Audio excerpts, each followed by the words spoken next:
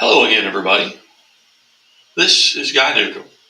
Stand by for the morning update. Iona Labor's Local 663 reminds us to drive safely in those work zones.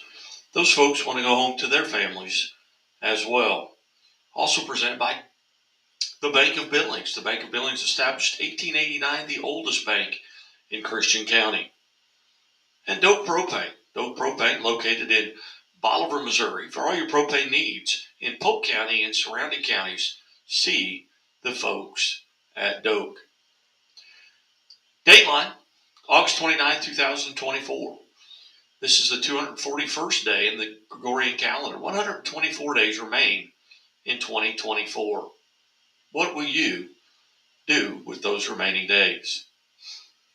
Cardinals now back to one game under 500, 10.5 games back in Milwaukee, and 7 games out of the wild card. And now a game and a half behind the freaking Cubs. Attendance continues to go down. On Tuesday, they recorded the lowest ticketed attendance at Busch Stadium ever at 27,224, and the actual turnstile attendance was less than 13,000.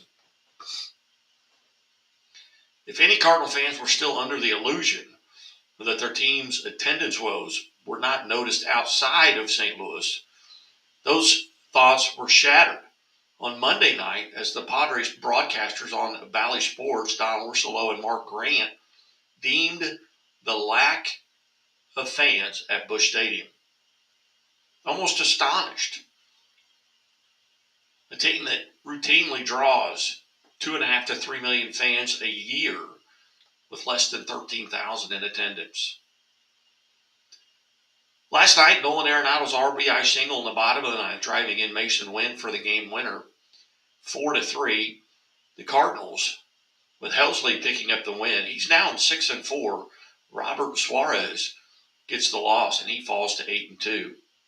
Game 4 of this series today at 1:15, with the Cardinals sending Sonny Gray to the mound, who's 11-9 with a 4.07 ERA, versus Michael King, who's 11-7 with a 3.14 ERA. The Cardinals are 3-3 versus San Diego in each of the last 2 seasons, so this is the rubber game of 2024.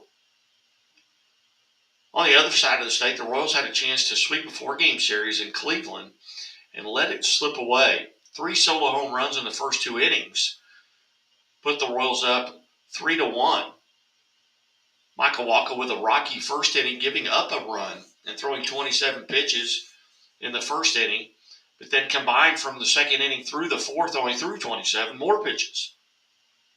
A gutty performance, going 6 strong, but ran out of gas to start the 7th.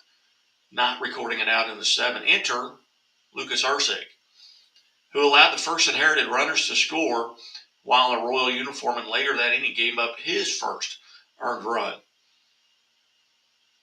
As plays in the field were not errors, there were several balls that were misjudged and misplayed. Defense let the Royals down on Wednesday. The much maligned bullpen did throw 16 2/3 innings before Wednesday, giving up only 2 runs. Starting pitcher Michael Lorenzen was placed on the 15-day IL after leaving with an injury in the second inning on Tuesday. Bobby Witt is on pace to hit 47 doubles this year. The Royals' record in a single season is 54 by Hal McRae.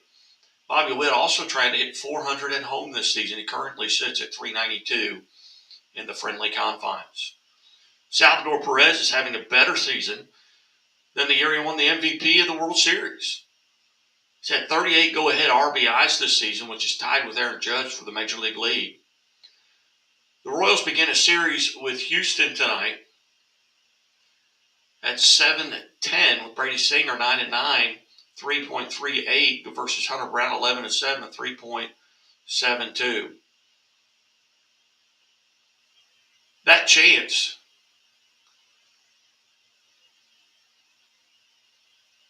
for the Royals to have a 4-game sweep in Cleveland would have been the first sweep in Cleveland in 51 years, going back to 1973. It was played from June 15th through June 17th in 1973 with a doubleheader on Sunday. June 15th, the Royals win 7-2. John Mayberry and Lou Piniella both homer for the Royals, and pitcher Paul Splittorff throws a complete game for the win, giving up a home run to George Hendrick. Frank White was the shortstop in this game and the entire series. On June 16th, the Royals went 5-2 in 11 innings. Steve Busby goes 9 1/3 for no decision as the Royals score 3 runs in the top of the 11th. Gale Hopkins homers for the Royals. June 17th, Game 1, 6-3 Royals. Amos Otis hits a home run and drives in 3. Pitcher Dick Drago goes the distance for the win. Game 2 of that doubleheader on Sunday, 6-3 Royals, and Sweet Lou hits another home run, as does Royals catcher Fran Healy. And pitcher Ken Wright goes the distance and outduels future Hall of Famer Gaylord Perry for the win. We'll take a quick time out, hear a few words from Great Southern Bank, and we'll come back and talk on this day in history presented by Great Southern Bank after this.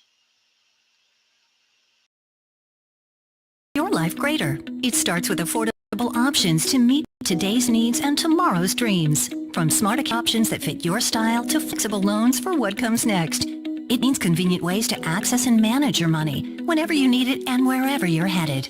Most of all, it takes great support. Someone you can count on for trusted guidance and to be there for you every step of the way. Great options, great convenience, great support for life. Great Southern Bank, understanding what really matters. Hey, welcome back to the Missouri Sports Network, MissouriSportsNetwork.com, where everyone has a home field advantage. Before we get to On This Date in History, the Chiefs cut down their 53-man roster. They released Kadarius Toney, wide receiver, and picked up Juju Smith-Schuster. They signed Justin Ross to the practice squads and signed former New England quarterback Bailey Zappi to the practice squad as well. They open up a week today versus Baltimore. On This Day in History, presented by Great Southern Bank with more than 100 locations in 6 states to better serve your banking needs. Great Southern Bank, understanding what really matters. Member FDIC. On this date in 1885, boxing first heavyweight title fight with 3-ounce gloves and 3-minute rounds is fought between John L. Sullivan and Dominic McCaffrey. Sullivan wins the bout. In 1898, Goodyear Tire Company is founded in Akron, Ohio. And in 1925, on this date, after a night on the town, Babe Ruth shows up late for batting practice, and Miller Huggins suspends him and issues a $5,000 fine. On this date in 1958, the United States Air Force Academy opens in Colorado Springs, Colorado.